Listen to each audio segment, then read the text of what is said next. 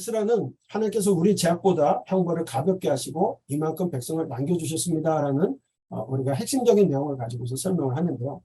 에즈라, 에스라의 이름은 에즈라, 도움, 원조, 뭐 이렇게 돕는 자, 하나님께서 도우신다라는 뜻을 갖고 있습니다.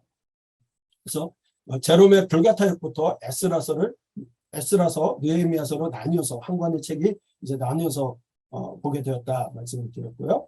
아닥사스다 왕 때 제2차 귀환자 1754명을 데리고 귀환했던 에스라, 레이지파 아론의 16대 후손이라고 되어져 있고요. 제사장입니다.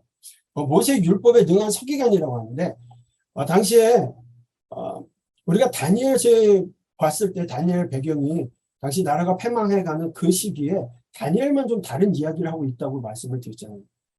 열국에서 하나님께서 그 강대국의 왕들의 고백을 통해서 참 하나님이 여호와 하나님이 참 하나님이시라는 걸 고백하게 만들고 또 다니엘이 그 나라의 고위 공무원이 됐다고 했어요. 중앙정부의 고위 공무원인데 총 3명의 총리 가운데 1명이다라고 말씀들을 하시는데 그분이 그러니까 어떤 역할을 했냐? 종교국 역할을 했다라고 볼 수 있죠. 그래서 결국 다니엘 때 모든 구약 성경의 이야기들이 모여지고 또 율법에 대한 것들이 정리가 되고 이런 것들을 이후에 바벨론 포로 후기에 다른 뭐 에스라, 느헤미야 뭐 이런 분들이 그 법전을 가지고서 또 이렇게 율법을 연구할 수 있게끔 그런 배경들을 앞에 먼저 주어졌다. 그래서 모세의 율법에 능한 서기관이었고 느헤미야 동시대 사람이었다라고 볼 수 있습니다.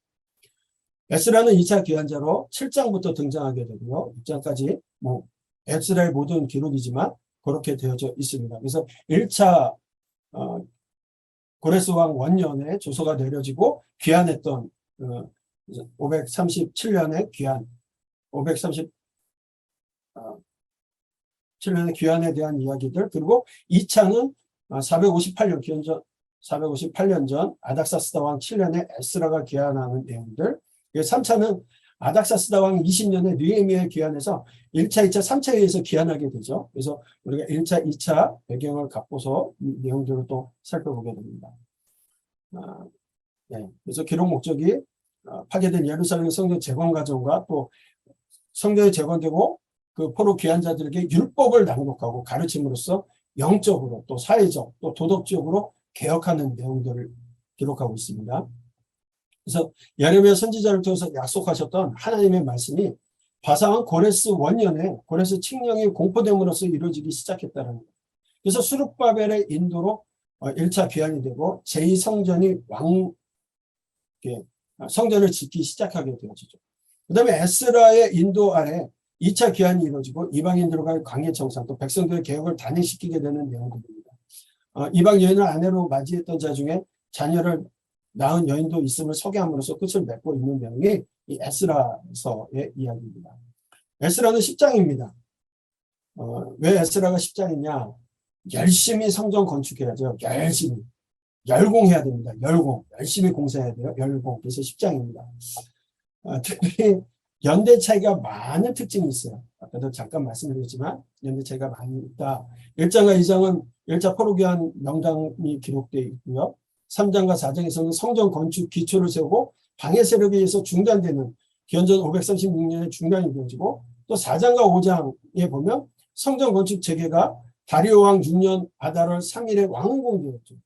그러니까 성전이 재개되고 기원전 520년에 재개되고 516년에 완공되어집니다.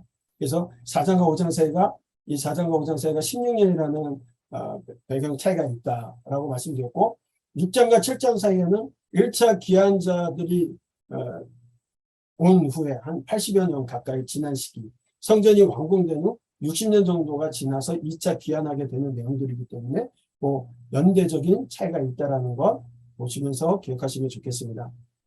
먼저 1차 귀환과 제2성전 건축에 대한 이야기. 수룹바벨과 기업 명단이 나오는데 2장과 8장에서 1차, 2차 귀환자의 명단이 나옵니다.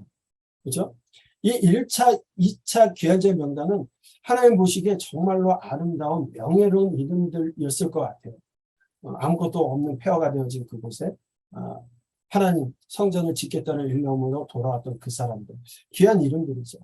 또 10장에도 명단이 나오는데 거기는 이방인과 결혼한 명단이 나오죠. 그래서 세 번의 명단이 나오긴 하는데 2장과 8장은 명예로운 이름들, 10장은 그렇지 못한 이름들로 또 구분해서 볼 수가 있습니다.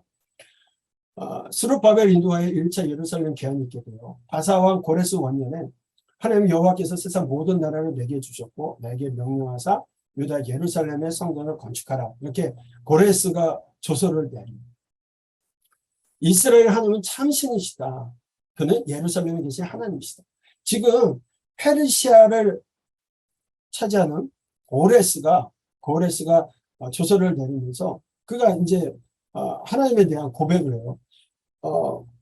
바벨론에서도 이스라엘 백성들 하나님이 여호와 하나님이 하나님이신 줄 모르고 또 그가 구원하신 줄 모르기 때문에 하나님에 대해서 알지 못해서 하나님 참신이신 걸 모르고 만왕의 왕이신 걸 몰라서 패망했다라면 지금 세대 최강국의 왕의 고백을 통해서 여호와가 참 이스라엘 하나님은 참신이시다. 이런 고백들이 나오고 있다는 거죠. 그래서 조서를 내리면서 그 남아있는 백성들은 하나님의 성전을 위하여 예물을 기쁘게 드릴지니라 라고 말씀했어요. 그 남아있는 백성은 누구냐? 유다에서 바벨론까지 포로로 끌려온 사람들 가운데 자신들의 외적인 정황들로 인해서 유다로 가지 않고 남은 자들을 말씀하고 있는 거죠. 그래서 포로 생활, 70년의 포로 생활하고 돌아오는 그 백성들, 그들의 마음은 어땠을까요? 50년의 근거를 갖기도 하고 70년의 근거를 갖고도 있습니다. 왜냐하면 1차, 2차, 3차 586년에 멸망하고 3차 포로로 끌려갔다가 1차 포로가 기한하는 게 537년입니다. 이렇게 보면 50년밖에 되지 않아요. 그러면 1차 때 포로로 끌려갔던 거에서 1차 기한으로 본다면 1차 포로로 끌려간 게 기원전 605년입니다. 그리고 537년에 1차 귀환을 하는데 이것도 70년 가까이 되지만 68년입니다. 그렇다면 70년의 근거는 뭘로 보냐? 586년 성전이 파괴되고 516년에 성전이 재건된 걸 보면 딱 70년입니다. 그렇죠? 그래서 그걸 근거로 해서 볼 수가 있을 거예요. 어쨌든 1차로 세스바사 때 포로 귀환 당시의 여정들, 비옥한 초승달이라고 하는 그 해안길을 따라서 쭉 돌아오는 길을 통해서 보게 되죠. 귀한 이유를 설명하면 여호와의 전을 건축하기 위해서입니다. 페르시아의 기득권을 포기하고 거룩한 꿈을 위해서 1200~300km의 그 길을 걸어오는 거예요. 하나님의 마음을 시원케 하는 이들의 명단이 나오는 거죠. 여러분들 에스겔은 70년의 바벨론 포로 생활을 얘기하면서 집도 사고 그랬잖아요. 결국 오랜 시간 동안 그곳에 정착하고 70년 이상을 거기서 70년 가까운 시간을 거기서 보냈다라면 어느 정도 모든 것들이 또 정착이 되고 거기에 만족하고 또 거기서 기득권을 갖게 됐을 겁니다. 그런데 그것을 포기하고 돌아오는 거예요. 성전 건축을 위해서 돌아오는 겁니다. 예레미야 예언으로 하나님의 언약의 말씀을 기억하고 성취되기를 기다렸던 그 사람들이 2장에 49,897명의 귀환자가 있었음을 말씀하고 있어요. 이 귀환자들은 하나님의 마음을 시원케 해드리는 주인공들일 것입니다. 그러기에 이들이 어찌 하나님의 마음에 존귀케 여겨지지 않았겠어요? 그 이름과 숫자를 기록하게까지 하셨다는 거예요, 성경에. 그리고 3장과 4장에 성전 건축 기초를 세우고 방해 세력에 의해 중단되는 일이 있게 되어집니다. 먼저 예수와 스룹바벨이 번제를 그에 드리고 성전 드리기 7째 달 초하루부터 비로소 여호와의 번제를 드리게 됐습니다. 이 번제를 드리고 초막제를 지키게 됩니다. 50년 또는 70년 만에 드려지는 그 제사. 50년. 하나님과의 관계가 회복되어지기 시작되어지는 그 모습이죠.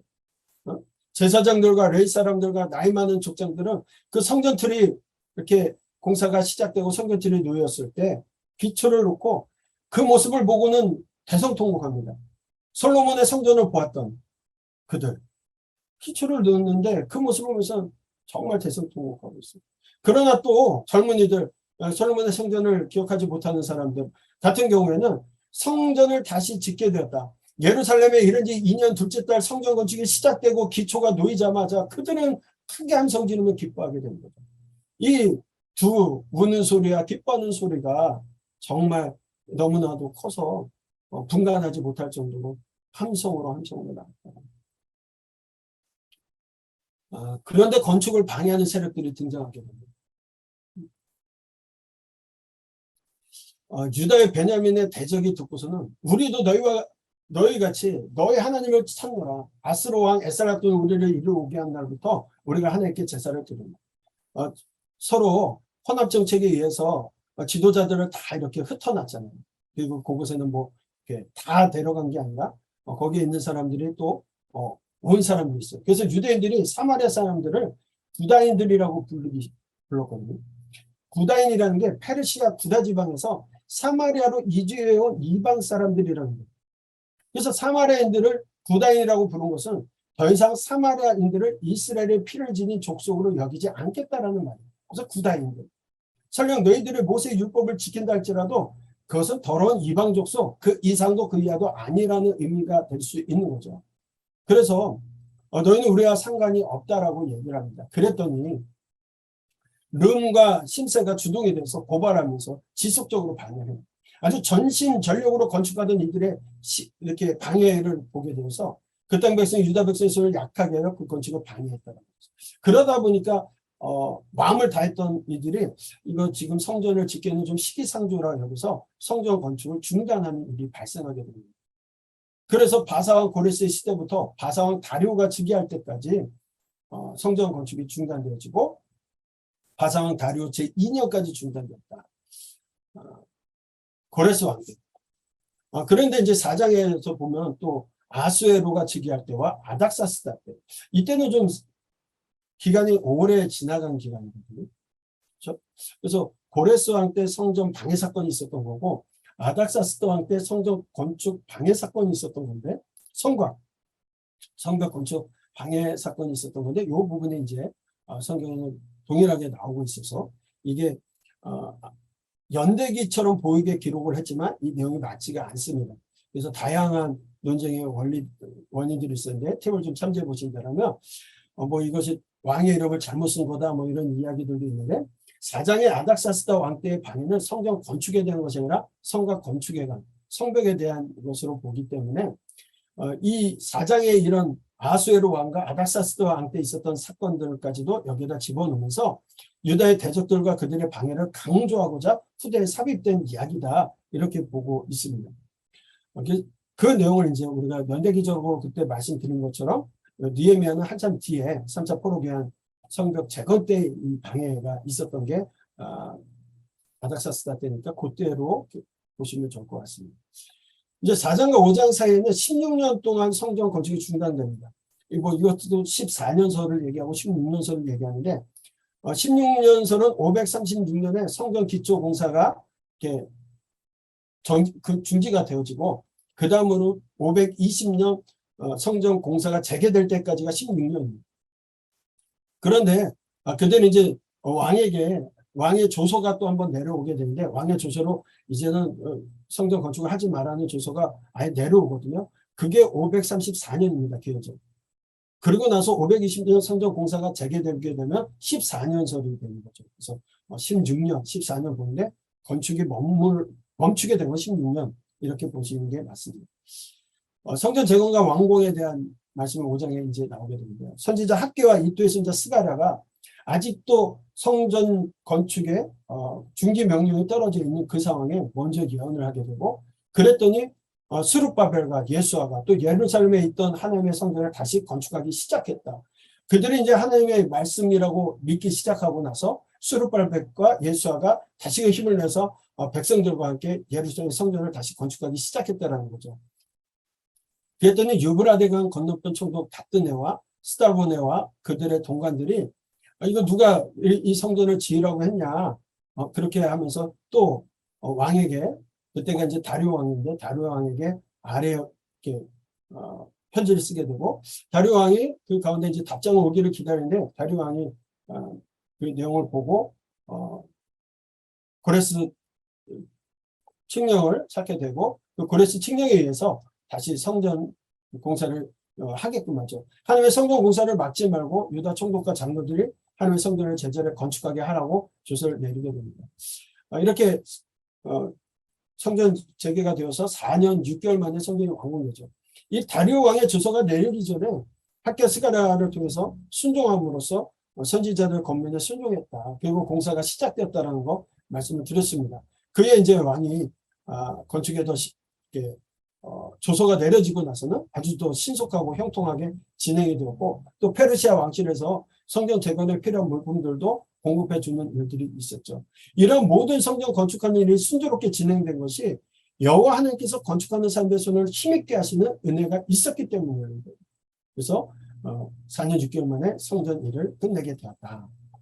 이렇게 성전을 완공하고 봉헌하고 백성들의 몸을 정결케 하고 유월절 양을 잡고 유월절을 지키게 되는 거죠. 그 즐거움으로 무교절을 7일 동안 또 지내게 됩니다. 성전이 완공되고 한 달 뒤 니산은 유월절을 지내고 7일간 기쁨으로 무교절을 지켰다. 다시금 절기가 지켜졌다. 결국은 아직 나라는 다윗의 왕조가 다시 세워지고 그러진 않았지만 절기가 지켜짐으로써 이스라엘이 회복됐다는 의미를 보여주고 있는 겁니다. 바벨론 포로로 끌려갔던 그들이 보충교육 다 받고 돌아와서 이제 절기가 지켜지고 이스라엘의 회복의 의미를 선언하고 있는 겁니다. 이제 6장과 7장 사이에는 1차 포로 귀환 후에 80년이라는 시간이 지나고요. 성전이 완공된 후에 약 60년이라는 시간이 지나게 됩니다. 왕도 아하스웨로 왕을 그 사이에 아하스웨로 왕이 지나가게 되고 아닥사스다 왕이 통치하게 됩니다. 그래서 아하스웨로 왕 때는 페르시아에서 에스더 6장과 7장 사이에 에스더 사건이 있게 되는 거죠. 아닥사스다 왕 2차 때 왕 때 2차 귀환이 되게 됩니다. 그래서 아닥사스다 왕이 조서를 보게 되는데 에스라가 2일 후에 바사왕 아닥사스다가 왕이 있을 때 2일 후에 에스라를 소개를 합니다. 그 소개하는데 대제사장 아론의 16대 손이라고 얘기를 하고 있어요. 제사장입니다.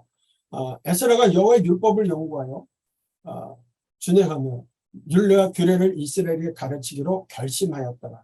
에스라가 결심했다고 해서 갈 수 있는 게 아니죠. 그런데 그 시기에 아닥사스다 왕 때 강서편에 총독을 세워요. 나라에서 파송한 총독들이 있는데 왜 총독을 세우냐면 이 애굽이라는 나라가 계속 반역을 많이 시도하니까 애굽 반역을 대비해서 총독을 세웠더니 이 총독이 반란을 일으켰습니다. 그런 시기적으로 그런 시기가 있었고, 그러다 보니까 왕의 측근이면서 법률 전문가였던 에스라가 그가 결심했을 그 무렵에 왕이 에스라를 보낼 수 있는 그 정치적인 환경들이 또 만들어지게 된 거죠. 그래서 법적 권한을 부여해서 에스라를 보내게 됩니다. 예루살렘으로 올라갈 뜻이 있는 자는 누구든지 너와 함께 갈 것이다 라고 말씀하죠. 그래서 조서를 이야기를 해서 이제 왕의 조서를 가지고 준비를 합니다. 아하와로 흐르는 강가에 모여 있는데 그게 귀환을 위해서 준비를 하고 귀환하는 자들 명단을 보니까 레위 자손이 한 사람도 없는 겁니다. 레위 자손이 없다. 율법을 가르칠 영적 리더가 없다면 귀한 목적을 이룰 수가 없는 거죠. 그렇기 때문에 이제 에스라가 하나님의 성전을 위해서 선결자를 데리고 오라 이렇게 또 이야기하게 되고 찾게 되는 거죠. 그러면서 금식을 선포합니다. 에스라는 아와 강가에서 금식을 선포하죠. 그리고 하나님 앞에 이제 그들이 모인 것을 보고 하나님 앞에 스스로 겸비하여 하나님의 보호하심을 구하면서 금식하며 기도하게 되죠. 우리 하나님의 손은 자기를 찾는 모든 자에게 선을 베푸시고 자기를 배반하는 모든 자에게는 권능과 진노를 내리신다.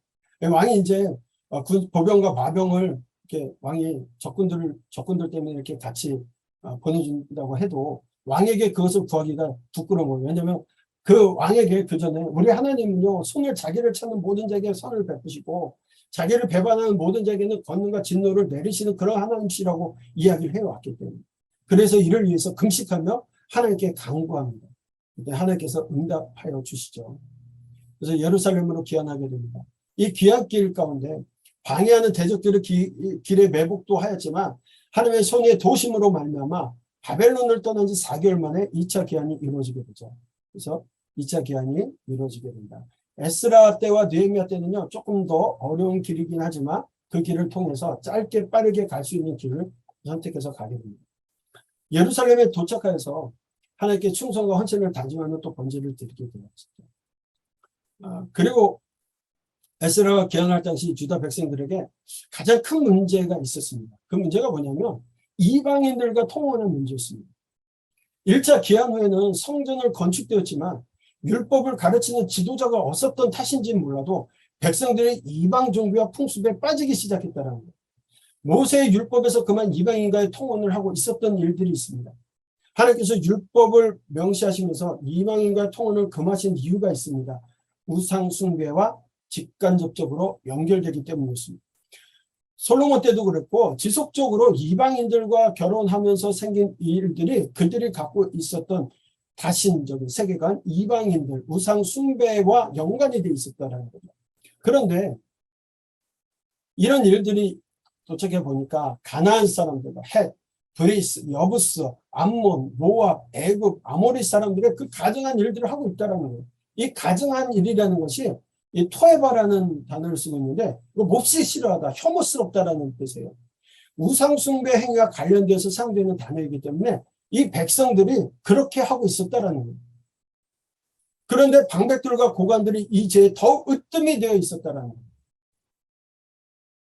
이방인과 통혼한 이유가 뭐냐면 히브리 본문을 직역해 보니까 그들이 그 자신들과 그들의 아들들을 위하여 그들의 딸을 취하여라는 의미를 갖고 있어요. 그러니까 하나님만을 위해서 살아가겠다라고 성전도 건축하고 그러고 그곳에서 살아가야 될 그 사람들이 자기들을 위해서 자신과 자신의 아들들을 위해서 라햄 그들을 위하여 자신들을 위해서 살아가고 있다라고 얘기하고 있어요. 그들의 마음이 자기를 위한 모습으로 변질되어 가기 시작한 겁니다. 그런데 그 일들은 이방인들이 와서 우리가 결혼해 주세요가 아니라 이스라엘 사람들이 주도한 일이에요. 이미 이방인들이 거기서 정착하고 어느 정도 살아가고 있기 때문에 그들과 결혼하면 빨리 정착하고 빨리 안정을 찾을 수 있겠죠. 그런 모든 일들로 인해서 자기들을 위해서 통혼하고 있었다는 겁니다. 우리 하나님께서 우리의 죄악보다 형벌을 가볍게 하시고 이만큼 백성을 남겨주셨는데 이방인과 통화하는 제 으뜸인 사람들이 바로 방백과 고관들이었기 때문에 에스라는 정말 너무나도 기가 막혔습니다. 기가 막혀서 멍하니 앉아있다가 하나님 앞에 회개 기도를 시작합니다. 내가 부끄럽고 다시 뜨거워서 감히 나의 하나님을 향한 얼굴을 들지 못하고 이는 우리 죄악이 많아 정수리에 넘치고 우리 허물이 커서 하늘에 미칩니다. 우리 죄가 너무나도 많습니다.